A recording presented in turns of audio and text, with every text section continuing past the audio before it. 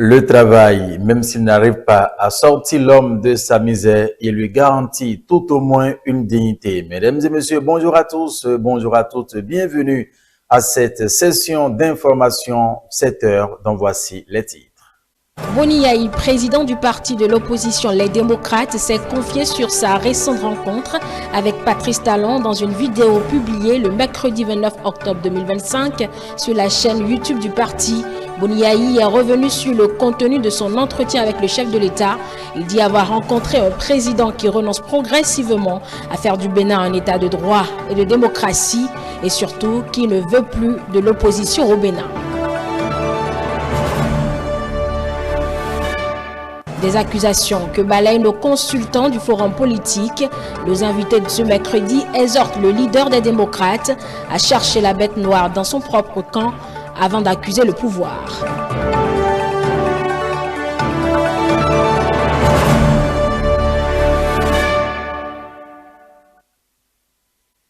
À nouveau, bonjour et bienvenue à cette première session d'information pour le compte de cette journée, vendredi 31 octobre 2025, la dernière journée d'ailleurs de ce mois d'octobre 2025. Ce vendredi 31 octobre 2025, les députés de la 9e législature de l'Assemblée nationale du Bénin entameront leur entrée parlementaire pour la deuxième session ordinaire de l'année 2025.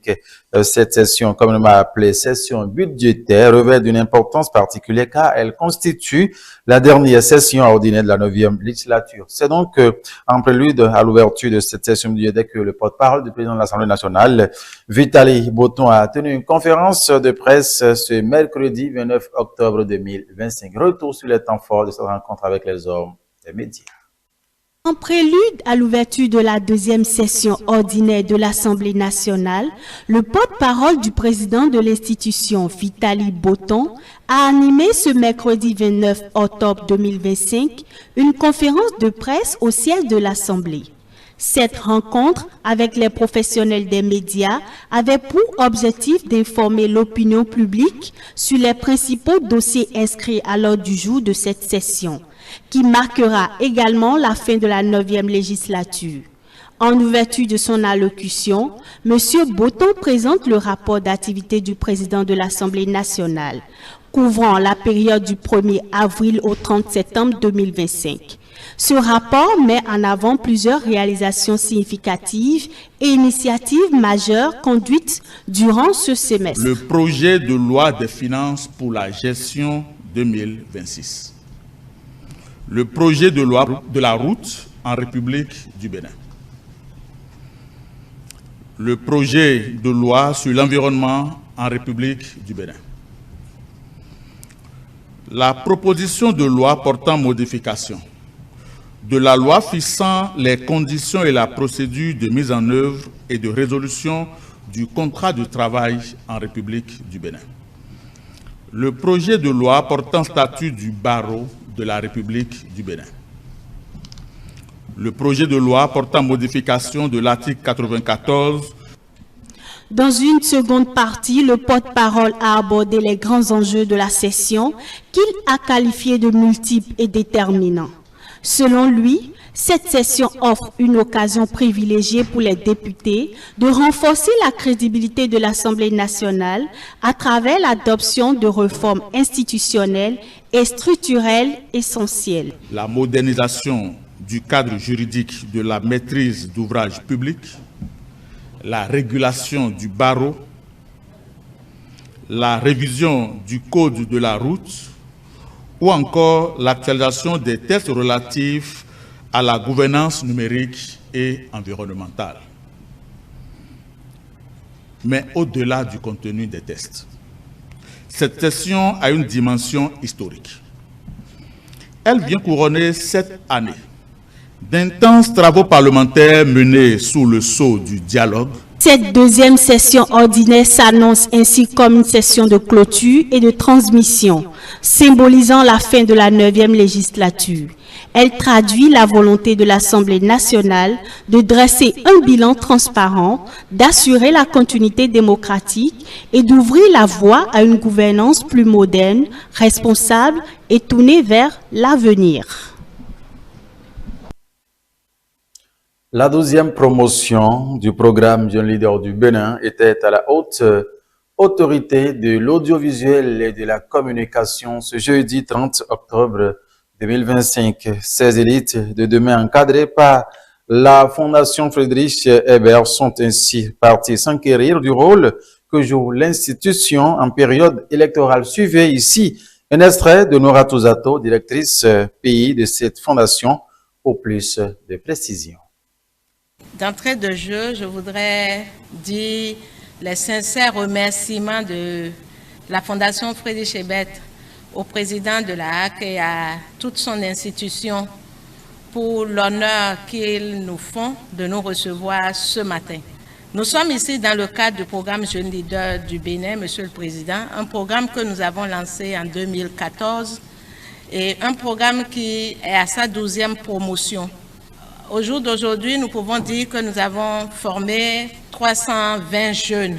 320 jeunes qui constituent pour nous la pépinière en matière de leaders prêts à servir la République. Nous recevons chaque année environ 400 candidatures et comme vous voyez, nous n'avons que depuis 3 ans 20 places. Ils viennent des partis politiques, de la société civile, du secteur privé et des syndicats. Cette 5e session est dédiée au voyage au cœur des institutions en charge des élections.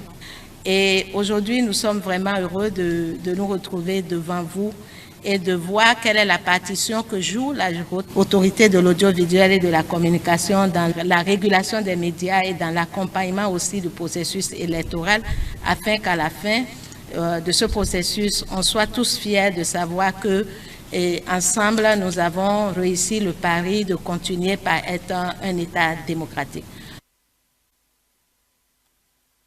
Vous venez de suivre un extrait de Nora Touzato, la directrice pays de la Fondation Friedrich Ebert, qui donc était à la HAC ce jeudi 30 octobre 2025. Et nous poursuivons cette édition ici ce matin par les politiques à présent. Pour le compte des élections communales de 2026, le parti Union progressiste Le Renouveau est le premier parti politique ayant validé ses dossiers de candidature, une étape décisive passée après des jours de vérification et de dépouillement par la Commission électorale nationale autonome. C'est dans ce jeudi, le comité en charge des études du parti était face à la presse pour faire le point de leurs travaux. Suivons respectivement Ordena Ladati, président du comité des dossiers et le secrétaire général du parti, Gérard Benochi. Nous sommes rentrés dans cette maison-là avant-hier avec nos cantines telles que vous les avez vues là. Parce que déjà au siège du parti, nous avons assuré la complétude des dossiers et puis j'allais dire la plénitude, c'est-à-dire au niveau de contrôle de la qualité, la complétude sur le nombre de pièces, sur le contenu même, les aptitudes du contenu des documents. Nous avons assuré tout ça. Nous l'avons annoncé quand on venait, il y a 3 jours, qu'il y avait quelques difficultés. C'est qu'au niveau des actes administratifs, des papiers administratifs, notamment les titres fiscaux, l'administration a pris ses mesures, mais naturellement, il y a toujours certains qui saisissent l'administration un peu tard. On a eu quelques difficultés au niveau des certificats de nationalité et puis des casiers judiciaires. Nous allons remercier le gouvernement pour les services qui sont pris en 4 pour nous assurer l'essentiel. Mais malheureusement, nous n'avons pas pu tout avoir. Heureusement que dans le process de la Sénat, on n'est pas tenu de livrer toutes ces pièces-là. Donc, nous avons constitué nos dossiers sous réserve de ces papiers qui ne sont pas éliminatoires, qui devront venir dans les dossiers après. On aurait voulu que ce soit même être reçu pour que notre déclaration soit reçue par la Sénat. Et malheureusement, l'équipe technique de la Sénat est démobilisée. Bon, ils ont quelque part raison parce que nous avons occupé leur salle, ils étaient sous les arbres, ils sont fatigués quand même, ils sont des humains. On sera les premiers, étant donné comme on est le premier parti politique à finir et annoncer, donc nous serons reçus en premier. Près d'une semaine après sa rencontre avec le président de la République, son Excellence Patrice Athanase Guillaume Talon, l'ancien chef de l'État, Dr Thomas Boniyayi, a fait le point sur cette entrevue, dénonçant dans une déclaration publiée ce mercredi 29 octobre 2025 ce qu'il qualifie de dérive autoritaire du régime en place. Suivons ensemble. Mes chers compatriotes, comme vous le savez, j'ai rencontré le président Patrice Talon, président de la République, le vendredi 24 octobre 2025, en ma qualité d'ancien président de la République. Je lui ai demandé de tout mettre en œuvre en vue de la participation du parti Les Démocrates, parti d'opposition aux élections générales de 2026. Les élections législatives et communales de janvier 2026 ainsi que l'élection présidentielle d'avril 2026. Depuis 2016, le régime du parti au pouvoir a mis en œuvre une politique systématique d'exclusion, contraire aux lois de la République qu'il a lui-même votées et promulguées. Hormis l'année 2023, où les démocrates ont pris part aux élections générales dans les limites d'exclusion de certains militants du parti, la politique d'exclusion est restée constante. Mes chers compatriotes, l'exclusion de l'opposition et de LD de la présidentielle d'avril 2026 vient à contre-courant de notre édifice démocratique, issu de la Conférence nationale des forces vives de février 1990. Elle viole les principes de la démocratie et des droits de l'homme, tels que définis par la Charte des Nations Unies de 1945 et la Déclaration universelle des droits de l'homme de 1948.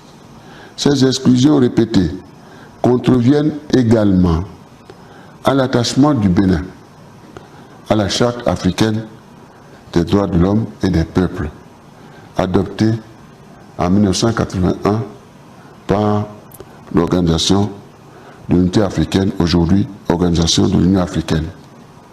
Mes chers compatriotes, de nos entretiens avec le président Talon, je retiens que celui-ci renonce progressivement à faire du Bénin un état de droit et de démocratie, soucieux du respect des droits fondamentaux, les libertés publiques, la dignité de la personne humaine et de la justice, garantie, protégée et promue comme condition nécessaire au développement véritable et harmonieux de chaque Béninois, tant dans sa dimension temporelle que culturelle et spirituelle. Mes chers compatriotes, avec l'échange que j'ai eu avec le président Talon, je retiens que selon lui, tout le monde doit être à la mouvance autour de lui. Selon lui, plus de démocratie, plus d'opposition au Bénin. Il se déroule en ce moment un vaste plan de déstabilisation, de débauchage d'un certain nombre de hauts responsables et de députés du parti Les Démocrates au profit de la mouvance sur une base d'intimidation, de promesses d'incitation financière et de menaces de tout genre. Ce plan qui se déroule en ce moment où je m'adresse à vous prend malheureusement l'allure d'un élan mettant à mal notre unité nationale. Après cette rencontre avec le chef de l'État, le président Patrice Talon, le 24 octobre dernier, Boniyayi rend le chef de l'État responsable des déboires politiques du parti Les Démocrates. Nos consultants Joël Ataï-Gedegui, Georges Anagonon et Agapit Napoléon Maforican ont chacun analysé cette actualité. Suivons-les sur le plateau du Forum politique. Il est vrai qu'un parti politique n'est pas au-dessus de la loi, qu'il y a des devoirs qui sont attachés aux droits ou bien à leur existence, et donc ne pas les observer. Je songeais simplement au Parti le Libéral ou bien à M. Richard Boni qui, aussitôt après avoir créé son parti, et se retrouve dans les liens de la détention pour des On vient accusations d'entendre de le corruption. ton très Donc, grave de l'ancien président. personne n'en est délié.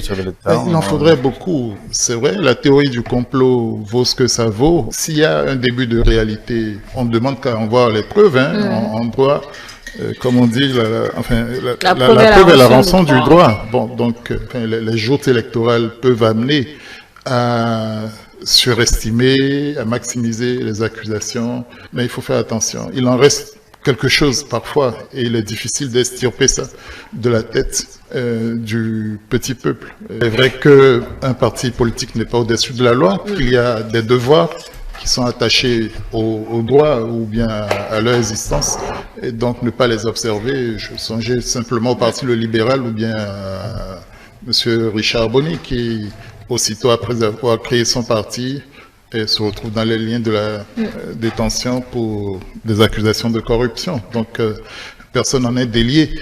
Il en faudrait beaucoup. C'est vrai, la théorie du complot vaut ce que ça vaut. S'il y a un début de réalité, on ne demande qu'à en voir les preuves. En droit, comme on dit, la preuve est la rançon du droit. Bon, donc, les joutes électorales peuvent amener à surestimer, à maximiser les accusations, mais il faut faire attention. Il en reste quelque chose parfois, et il est difficile d'extirper ça de la tête du petit peuple, sans mépris. Donc c'est une responsabilité que les élites ont par rapport au discours. S'ils sont incendiaires, il faut pouvoir aussi en assumer les conséquences. Est-ce que Boni Yayi est vraiment encore en harmonie avec l'établissement de son parti? La question est là. J'ai l'impression que lui-même, sa légitimité est remise en cause au sein de son propre parti. Son leadership est remis en cause au sein de son propre parti. Et je pense qu'un patriarche de ce genre devrait tranquillement faire comme beaucoup font. Il disparaît de la scène. Il va à son repos sanitaire tranquille et puis il laisse les gens se débrouiller comme ils le font. Dans leur adversité, ils essaient quand même de se retrouver, de gérer, comme on a pu voir au niveau de la Sénat aujourd'hui. Donc, moi je pense que cette déclaration n'est pas de nature à consolider les relations à l'interne. Parce que, comme je l'ai dit, on a quand même écouté Réoundété la nuit donc, de cette délibération. Ça a fuité. Un parti ne peut pas se conduire de cette manière-là. Ça veut dire qu'il y a un problème de dysfonctionnement. Son propre candidat, son chouchou, pas de dysfonctionnement et de guerre de leadership. Mais ça c'est dans son propre camp. C'est quand même suffisant pour qu'il se pose des bonnes questions. Et nous, on ne veut pas que la situation je pense, de 2019, que le Bénin emporte encore des stigmates. Et ce serait pas bien qu'aujourd'hui on remette le couteau dans la plaie pour se victimiser encore. Non, je pense que ce n'est pas ça. C'est pour ça que nous avons la chance aujourd'hui de discuter, de dire les choses, d'expliquer les choses et donner la parole aux gens pour qu'on puisse savoir que ce qu'il est en train de dire en accusant le président Talon et tout. Le président Talon n'est pas membre du Parti des démocrates et le député Sogino n'est pas un enfant du président Talon, sinon il aurait fait BR ou un autre parti. Non, il a fait les partis démocrates, donc il sait qu'il est de l'opposition et je ne le vois pas en train de construire quelque chose. De toute façon, comme quelqu'un le dit, si le mur n'est pas fondé, le désert ne rentre pas dedans. Tout ce que vous devez faire, c'est de tout faire pour ne pas laisser de faille dans votre mur. Comme ça, un étranger ne viendra pas. Mais si vous laissez, on va entrer dedans et vous n'allez qu'en vouloir qu'en vous-même. Non, nous voulons que nous puissions faire ces élections-là dans la paix et qu'ils sachent que pour la vie de beaucoup de Béninois, c'est qu'il fallait que les démocrates s'organisent et fassent tout pour aller aux élections. Et ces élections-là auraient été festives, qu'ils gardent ça, si ça avait été chose-là. Parce que démocrates aux élections, ça ne gênait personne du tout. Restons dans la même logique pour dire que face à cette déclaration justement de l'ancien président, Dr Thomas Boni Yayi, nos experts du forum politique dans un numéro spécial ont tenu à situer la responsabilité. Georges Anagono, socio-anthropologue, refuse de cantonner le débat sur le coupable idéal que Boni Yayi désigne. Il insiste sur le fait que l'ancien président doit d'abord interroger les failles au sein de son propre camp avant d'accuser l'adversaire. Suivant. De quoi parle le président Yayi Boni aujourd'hui? Est-ce qu'il s'entend vraiment avec son filleul? Est-ce qu'ils se sont entendus avant que Maître Abodjo ne vienne faire sa déclaration? Celui que tu as mis devant, il est déjà venu faire sa déclaration pour dire, moi, je dépose les armes. Je suis un juriste, je prends acte de ce que la Cour constitutionnelle a dit. Et c'est suite à ça que le président Yahya vient faire sa déclaration aujourd'hui. Ce qui a été fait dans les règles de l'art, et que nous avons dit qu'il faudrait aller chercher alors la bête noire dans sa propre maison, dans leur propre camp. Et Abodjo l'a dit, et ceux qui sont sortis hier aussi l'ont dit. À partir de ce moment, je me pose la question, quel est l'objectif de la sortie du président Yahya Boni? Pour Joël Ataï Gedegbe, cette crise au sein du parti, les démocrates doit être l'occasion pour les élites de s'interroger sur leur propre rôle et leur discours. Écoutons ici le point de vue de l'expert en gouvernance Joël Ataï Gedegbe. C'est vrai, on rentre progressivement en campagne électorale, enfin les joutes électorales peuvent amener à surestimer, à maximiser les accusations, mais il faut faire attention. Il en reste quelque chose parfois, et il est difficile d'extirper ça de la tête du petit peuple, sans mépris. Donc c'est une responsabilité que les élites ont par rapport au discours. S'ils sont incendiaires, il faut pouvoir aussi en assumer les conséquences. Et point trop n'en faudrait pour faire entendre sa cause. J'ai félicité les démocrates pour avoir usé des voies de recours à leur disposition à plusieurs étapes. Et je crois qu'autant que possible même, ils ont eu justice, ils ont eu gain de cause en certaines situations.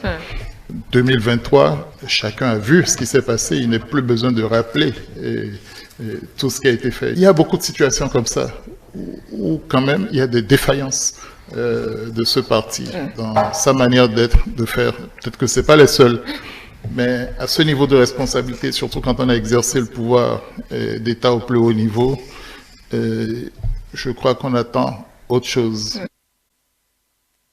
Cette recherche de la responsabilité interne est complétée par l'analyse structurelle de notre consultant politique Agapit Napoléon Maforican. Il s'adresse directement aux propos de l'ancien président en lui opposant l'idée que le parti ne s'est effondré que parce que des faiblesses internes existaient déjà. Voici ici l'analyse du consultant politique Agapit Napoléon Maforican.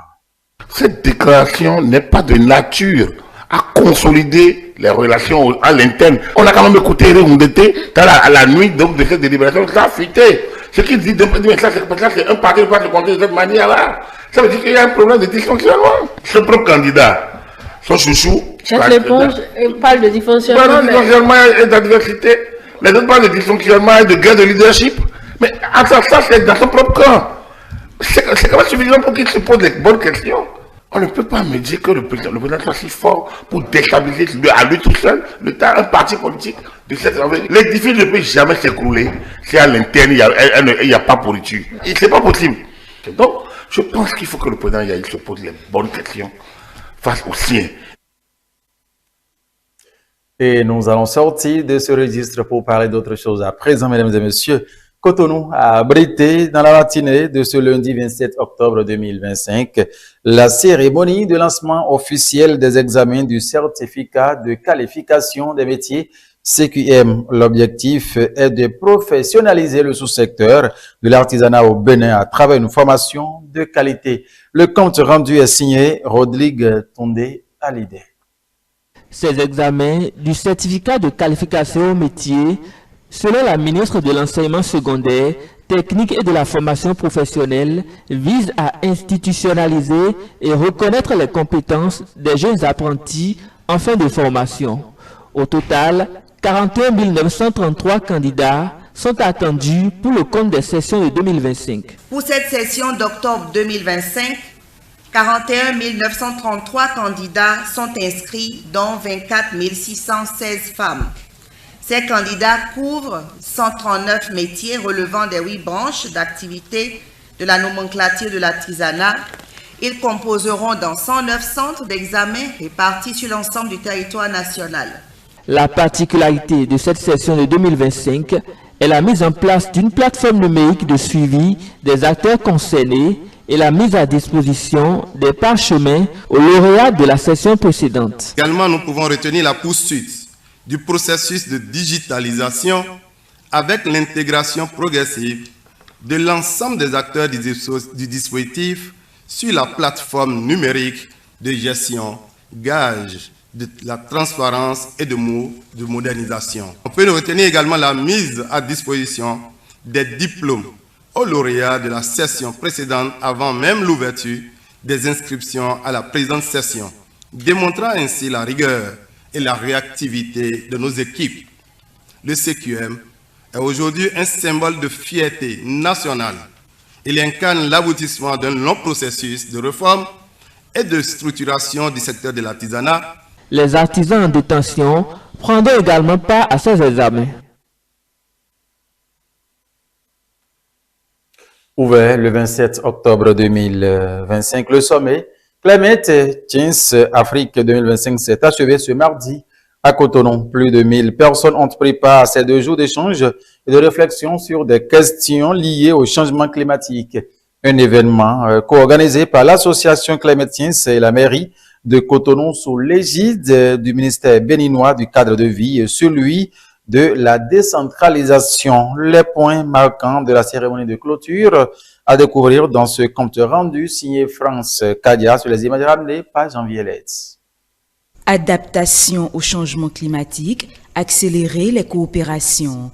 C'est autour de ce sous-thème que s'articule la plénière de clôture du sommet Climate Change Afrique 2025. Pendant 2 jours, ces acteurs engagés dans la lutte contre le changement climatique ont partagé des solutions concrètes pour accélérer la transition énergétique, renforcer la résilience des territoires africains et préserver la biodiversité. Un pari gagné pour le maire de la ville de Cotonou.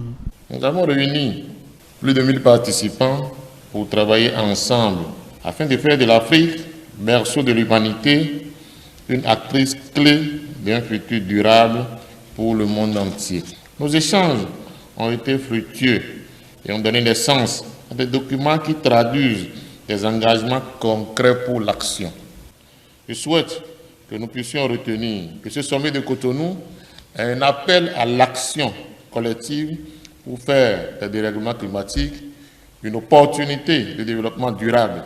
De ce sommet, co-organisé par l'association Climate Change et la mairie de Cotonou, sont nées des initiatives clés qui traduiront la mobilisation et les engagements issus des travaux. Parmi elles figure la feuille de route de Cotonou sur le développement des énergies renouvelables en Afrique. Nous avons ici cette feuille de route, enrichie des ateliers du sommet, enrichie d'autres contributions qu'on a encore reçues. Elle fait 8 pages, donc je ne vais pas évidemment vous la détailler maintenant, vous dire simplement qu'elle est organisée autour de 4 grands chapitres.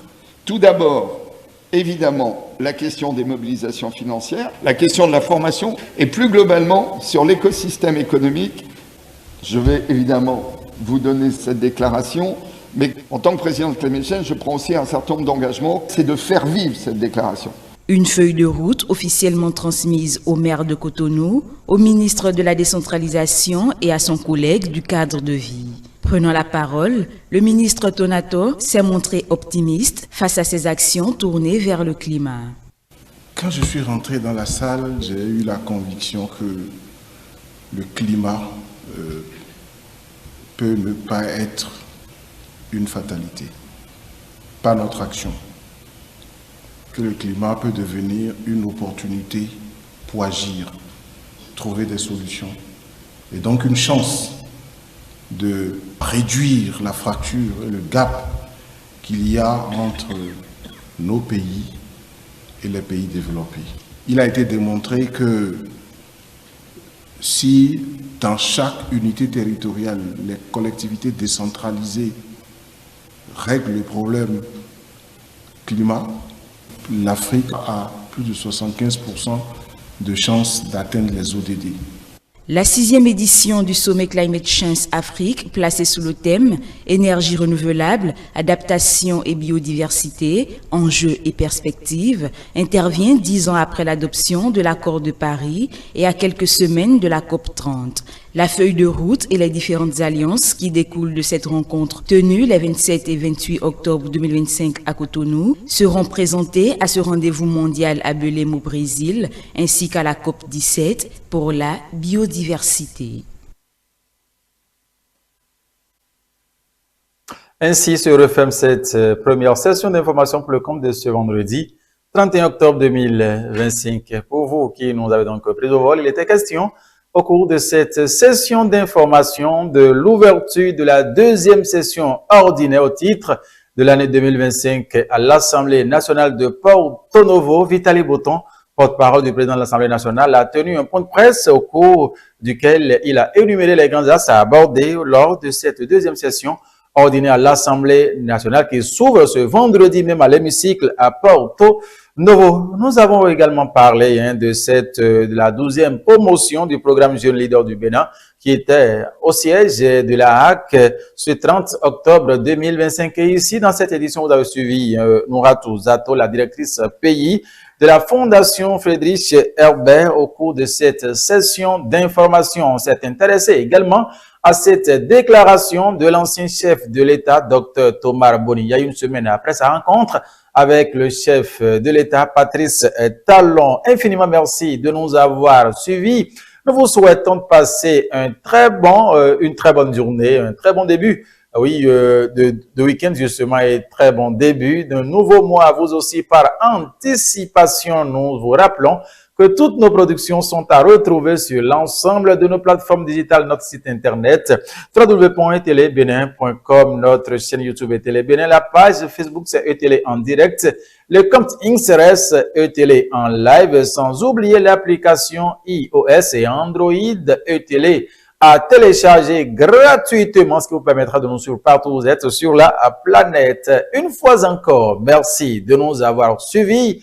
La matinale doit se poursuivre juste après ceci. Restez à notre compagnie car le reste encore à venir. ETélé avec vous, pour vous. Au revoir.